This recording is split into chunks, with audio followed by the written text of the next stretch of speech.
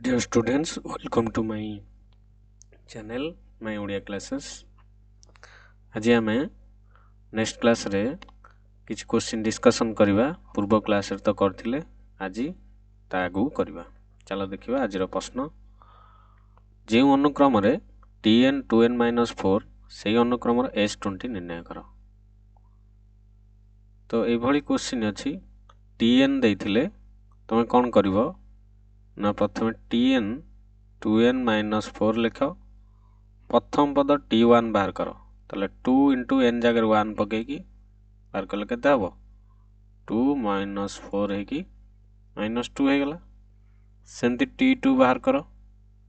2 into 2 - 4 केते है गला तो 4 - 4 है कि 0 है गला सेंती t3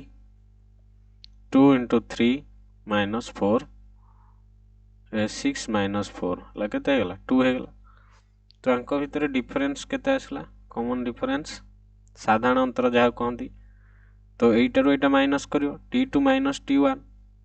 हला 0 - -2 ताल केते हला 2 किबा 2 रु 0 करियो 2 - 0 है कि केते जो 2 आसी जो एटारू एटा माइनस करियो तृतीय रु द्वितीय नहले द्वितीय रु प्रथम माइनस कर देलो d जानि देलो तेटी एटा जानि देलो प्रथम पद a d हला केते 2 ए हला -2 d हला 2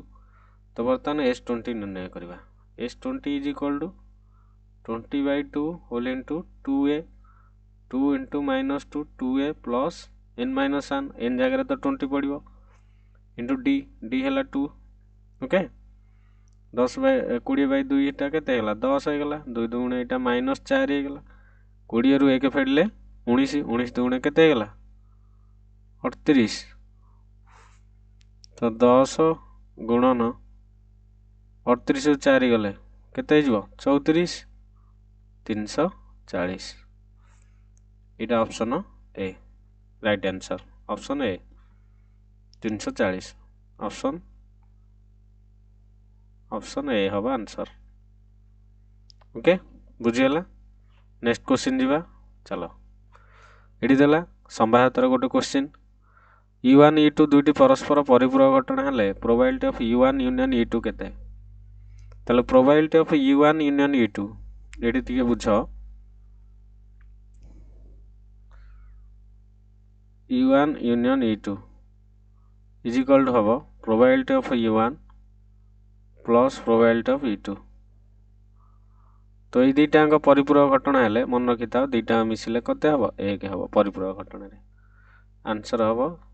सी ऑप्शन हेले नेक्स्ट क्वेश्चन जीवा जो लब्धांकर राशिभूत बारंबारता मध्यम स्थान m अपेक्षा ठीक बृहत्तर से लब्धांक तथ्यावली कौन कह जाए ये मन रख तथ्यावली उत्तर ये लिखाई मध्यमा कह जाए ऑप्शन ए ओके मध्यम स्थान m अपेक्षा ठीक बृहत्तर राशिभूत बारंबारता जानिच जदि जानिन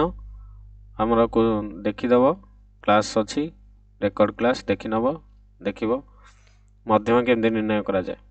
ओके राशिभूत बारंबारता केमती निर्णय करा जाए मध्यमा केमती निर्णय करा जाए पढ़ा जाइए देखिनब क्लास रे अच्छी तो नेक्स्ट क्वेश्चन ये देख गोटे शीर्ष बिंदुर स्थानांक है -41 आउ +3 - 4 1 3 हेले यार भर केन्द्र स्थानांक भर केन्द्र क्या कहवा देख मध्यमात्र गोटे जगह मिलित हेले सेटा कहवा कौन भर केन्द्र यहाँ कहते भर केन्द्र ओ है तो यही केन्द्र स्थानांक केमती हम ये स्थानांक धर xy भर केन्द्र स्थानांक ओ तार स्थानांक है xy एक्सटा के बाहर ना x1 + x2 + x3/3 y1 + y2 + y3/3 ताले x1 y1 कोटा तुम x1 एटा y1 एटा ताले एटा x2 एटा हला y2 एटा हला तुम x3 एटा हला y3 तो x1 x2 x3 मिसाओ x1 हला केते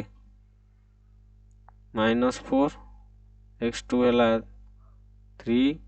x3 हला 1/3 y1 हला 1 प्लस -4 + 3/3 -4 + 4 बाई 3 3 1 4 -4 बाई 3 एटा हला 0 0/3 एटा हला 0/3 ताले केते हो 0 0 हो आ आंसर हम कौन ऑप्शन डी 0 0 हम आंसर पर केंद्र स्थानांक जानिगला।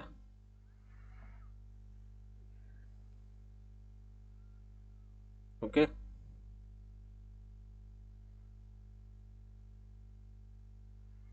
तापर क्वेश्चन देख गोटे ट्रैफिक छकरे केउ आलोक सिग्नल गाड़ी चालू रखा सूचना दिए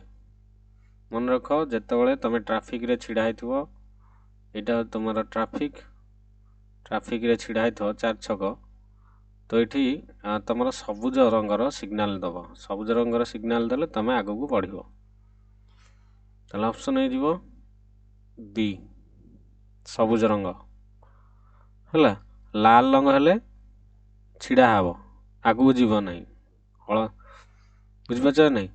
हलदिया रंग देखी माने सेटा तुम कौन चलुची गाड़ी ऑलरेडी दिया सरला जब सबुज है स्टार्ट करियो जीवाई स्टार्ट करियो हलदियाटा चली ओके एति जो मैंने रेगुलर देखुच सब्सक्राइब करून सब्सक्राइब करनियो चैनल को नोटिफिकेशन बेल आइकन को रख ऑन करिकी हला नोटिफिकेशन ऑन रख ताले तुम्हें सब बेले पाइजिब वीडियो यही परीक्षा पर्यंत एमसीक्यू भल भाव प्रिपेरेसन कर दे काली जामिति पढ़ क्लास हम सबुदिन क्लास रही जो मैंने देखुच रेगुलर देख आउ क्वेश्चन देखिकी ताठारू अधिक क्वेश्चन टेस्ट पर अच्छी ताको प्रैक्टिस कर जो मैंने किसी जानी पारुन ये वीडियो को देख से अनुसार प्रैक्टिस कर मु सब चैप्टर गोटे गोटे करेबी देखिबो हला शेष पर्यंत देखि धन्यवाद रहुची जय जगन्नाथ।